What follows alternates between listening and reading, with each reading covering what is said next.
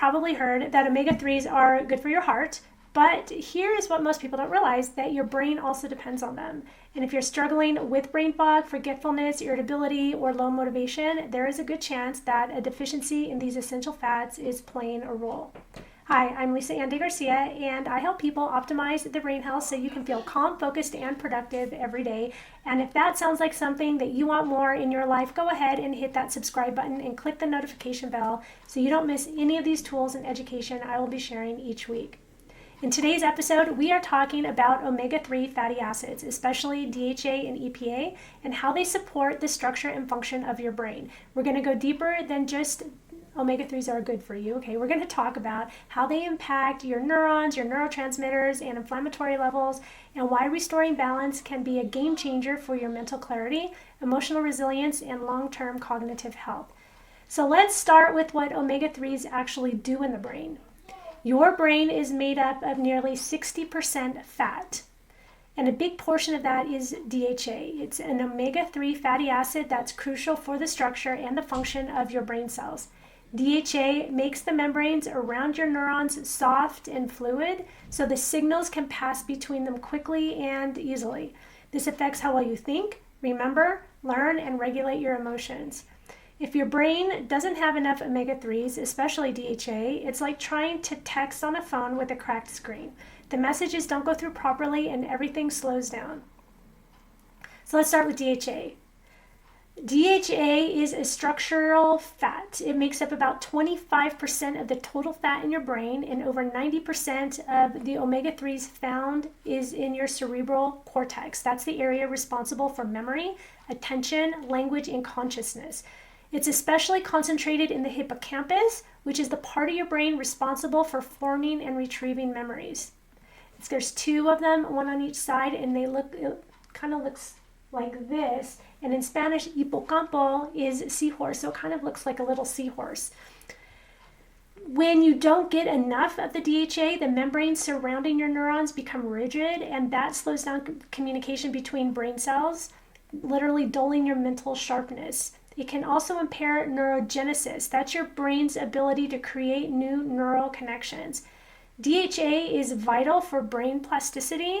That's your ability to adapt, to learn, and to stay mentally agile as you age. DHA also affects synaptic function. Synapses are where your neurons talk to each other. So each neuron, there's a little gap in between. They don't touch, and the little space in between is the synapse. And the flexibility of these membranes determine how efficiently that communication happens. Low DHA levels have been linked to slower processing speed, reduced working memory, and mood instability. On the flip side, restoring DHA levels improves learning capacity, emotional regulation, and even sleep quality. So let's talk about EPA.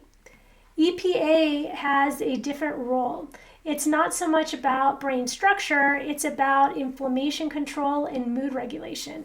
EPA helps modulate your brain's immune response by regulating the activity of cytokines. Cytokines are chemical messengers that trigger inflammation. When you're under stress and you're eating processed foods or you're exposed to environmental toxins, your body can produce too many pro-inflammatory cytokines, and EPA can help keep that all in check. EPA is kind of like the firefighters of your brain. It helps put out the inflammatory flames leading to brain fog, irritability, anxiety, and even depressive symptoms. Clinical research shows that EPA supplementation has been effective in reducing symptoms of depression, especially when that EPA to DHA ratio is weighted toward EPA. So in a balanced brain, DHA builds and maintains the structure of your neurons and their ability to communicate, and EPA supports the internal environment, keeping that inflammation low and the emotional stability high. So here's the problem. Most people are walking around with this severe imbalance of this, okay? Our modern day diets are packed with omega-6s, which we talked about, I think, in just the last video, from processed oil like soybean, corn, and sunflower oil, and they're extremely low in omega-3. So that imbalance drives up inflammation and creates an environment where the brain simply can't perform well. You want a ratio of omega-6 to omega-3 to be about 3-to-1. If it goes over, that's really driving up inflammation. Our society in the United States as a whole is sitting at about 25-to-1 ratio. that's why everybody's walking around just with this chronic inflammation and all these chronic issues and diseases.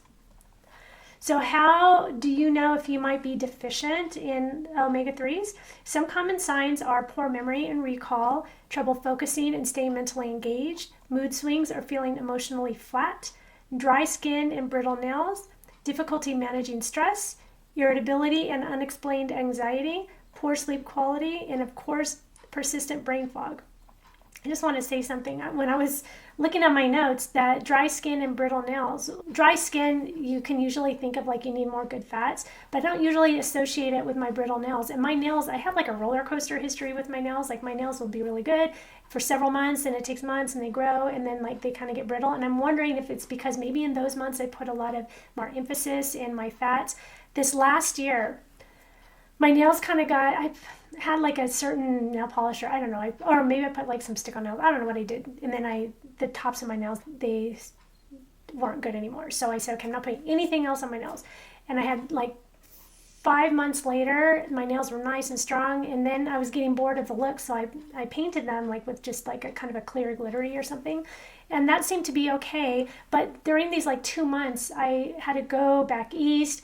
I had to get my mom and bring her out here and put her assisted living. And during the whole time when I was out there, I only brought a few supplements with me. I couldn't bring everything that I do. And now I'm reflecting back and realizing, well, I didn't bring my omegas because basically, after a couple months of all that, my nails, little by little, I had to cut them all, and then they became brittle again. So now I'm like in the process of regrowing. So not only, because I usually associate that with biotin and my vitamins and on the vitamin side, but I never really think about the omegas as supporting my nails.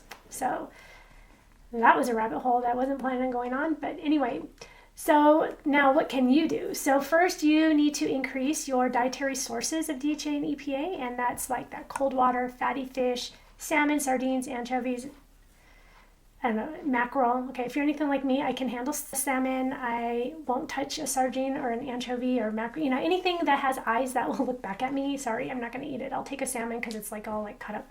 But you do need something like that 2 or 3 times a week. They're both rich in DHA and EPA in a form that your body can use immediately. Now, if you're not eating fish regularly, or if you need more of a therapeutic support, because I think 2 days ago I just saw a video with Dr. Amen, and he was saying how there were studies where they gave people, like I think, only fish and supplements, only supplements or whatever, and they found out that the supplement people the people who got the supplements had the best effect. Okay, so maybe because it's more concentrated. I'm not really sure what the mechanism is of that, but I just heard Dr. Amen, who's a brain expert, talk about that. When you're looking for a formula, that it needs to provide at least 1,000 milligrams of combined EPA and DHA, ideally in a triglyceride form, which is more bioavailable. Make sure it's third-party tested for purity, especially for mercury and heavy metals.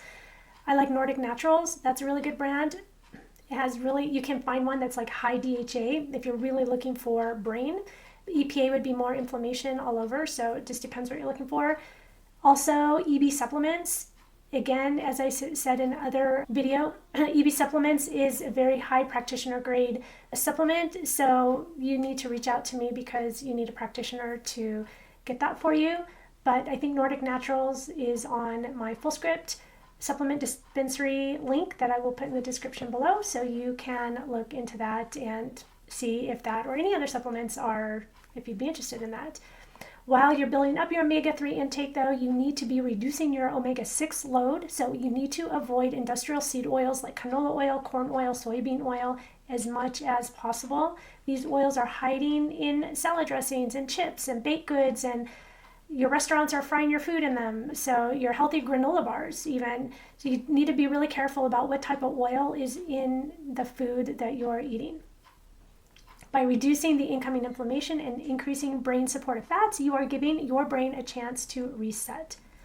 And I also want to mention this, if you have kids or teens who struggle with focus, irritability, or emotional self-regulation, omega-3s are one of the most research-backed tools we have to support their brain development and nervous system function.